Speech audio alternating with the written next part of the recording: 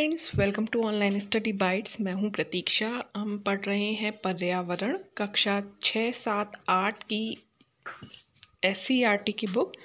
तीनों ही क्लास की एक ही बुक है, तो आपको अलग अलग कक्षा की अलग अलग बुक नहीं पढ़नी है, एक ही बुक पढ़नी है।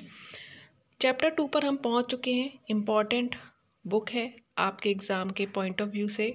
जूनियर एडिट का एग्ज़ाम दे रहे हैं, यूपी टेट दे रहे हैं या फिर सुपर टेट देंगे, तो आपको SCERT की बुक पढ़नी बहुत ज़रूरी है। काफ़ी सारी जानकारी जो आपको SCERT की बुक से मिलेगी। सेकंड चैप्टर है हमारे प्राकृतिक संसाधन। तो हमारे आसपास उपस्थित हर वस्तु जिसका प्रयोग हम अपनी विभिन्न आवश्यकताओं को पूरा करने के लिए करते हैं, संसाधन कहलाती हैं। वह कोई भी चीज़ हो सकती है। जैसे हमें प्यास लगती है तो हम पानी पीते हैं, तो पानी एक संसाधन है जिसे जल संसाधन कहते हैं, जिसका उपयोग हम अपनी प्यास बुझाने के लिए करते हैं। और सिर्फ प्यास ही नहीं बुझाते हैं हम जल से, अपने दैनिक कार्य, बहुत सारे ऐसे काम हैं जो सिर्फ पानी से ही हो सकते हैं, जैसे कपड़े धोने, हाथ धोने, सिंचाई करने, ठीक है। पेड़ पौधों और वनस्पतियों के लिए भी पानी बहुत ज़रूरी है। तो ये सारी चीज़ें जो हमारी ज़रूरतों को पूरा कर रही हैं, वो हमारे संसाधन हैं। इसी तरह भूमि हमें कृषि हेतु उपजाऊ मिट्टी प्रदान करती है। तेल, कोयला और गैस यातायात और उद्योग में ईंधन के रूप में प्रयोग किए जाते हैं। जो वस्तुएं हमें प्रकृति से प्राप्त होती हैं, जिनमें हम किसी प्रकार का परिवर्तन नहीं कर सकते हैं, वो प्राकृतिक संसाधन हैं। प्राकृतिक मीन्स होता है प्रकृति से प्राप्त होने वाली चीज़ें।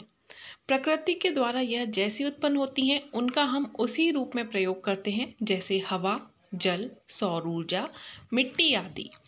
लर्नर्स अनअकैडमी क्रैक सीटेट 2021 का एक कंप्लीट बैच कोर्स लेकर आया है, जो कि एक सक्सेसफुल कोर्स है। 31 जनवरी को होने वाले एग्ज़ाम में 500 से भी ज़्यादा बच्चे इस कोर्स के माध्यम से अपने सीटेट को क्रैक कर पाए हैं।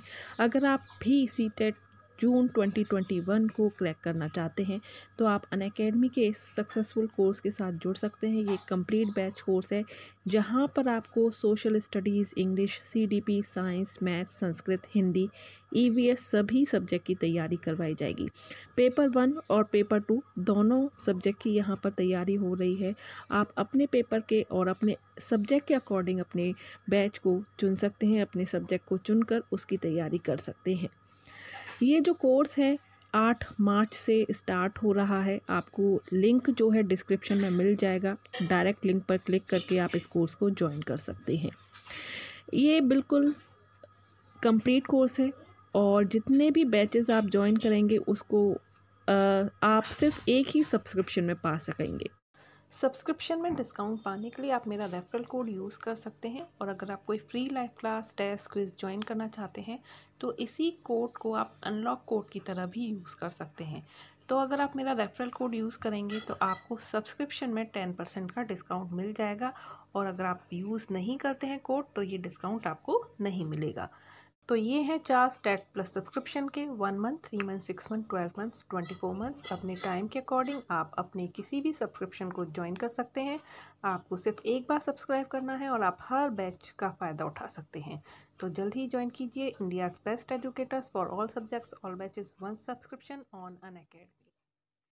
प्राकृतिक संसाधनों को बनाने में मनुष्य का कोई भी योगदान नहीं होता। ये हमें प्रकृति के द्वारा निःशुल्क यानी कि बिल्कुल फ्री प्राप्त होते हैं।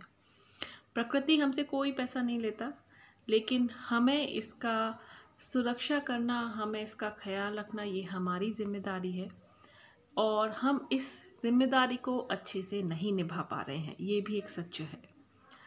प्राकृतिक संसाधनों का वर्गीकरण यहाँ किया गया है। प्राकृतिक संसाधन जैविक और अजैविक दोनों होते हैं।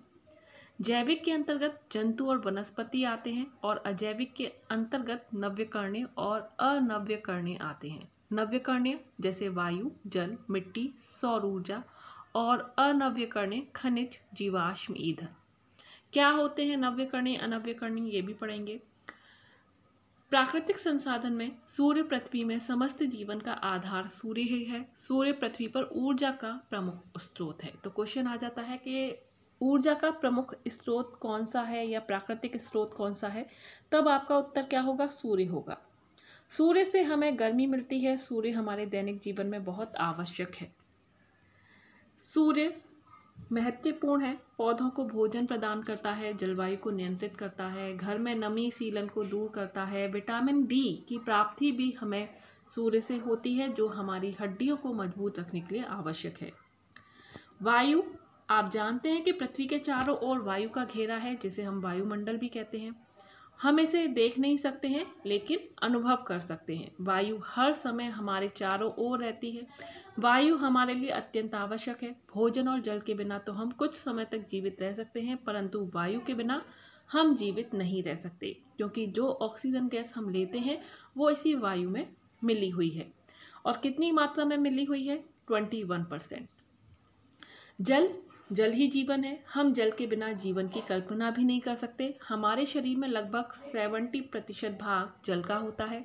जल शरीर के रक्त को तरल बनाता है, जिससे शरीर में रक्त का प्रवाह सरलता से होता है। खाना पचाने और अनावश्यक पदार्थों को पसीना, मलमूत्र आदि के रूप में शरीर से बाहर निकालने में भी जल सहायक होता है। भूमि, वायु और जल की तरह भूमि भी हमारे जीवन का आधार है। भूमि ही है जो हमें फल, अन्न, सब्जियां, औषधियां, इमारती लकड़ियां प्रदान करने वाले पौधे और वृक्षों को जीवन का आधार देती हैं। भूमि ही जल तथा खनिजों का भंडार है।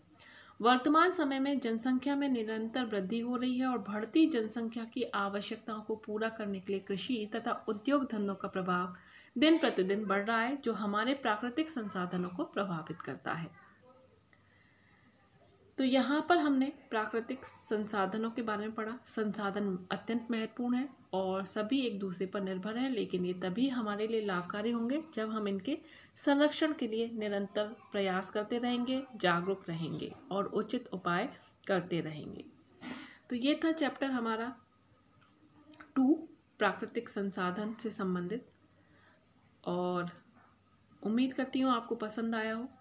इम्पॉर्टेंट पॉइंट्स हमने देखे, और चैप्टर 3 अपशिष्ट एवं उसका निस्तारण हम नेक्स्ट चैप्टर में पढ़ेंगे, नेक्स्ट वीडियो में पढ़ेंगे। अभी के लिए इतना ही। वीडियो को लाइक शेयर ज़रूर करें और चैनल को सब्सक्राइब करके बेल आइकन को प्रेस करना बिल्कुल भी मत भूलिएगा। अभी के लिए इतना ही। Bye bye, take care and thanks for watching.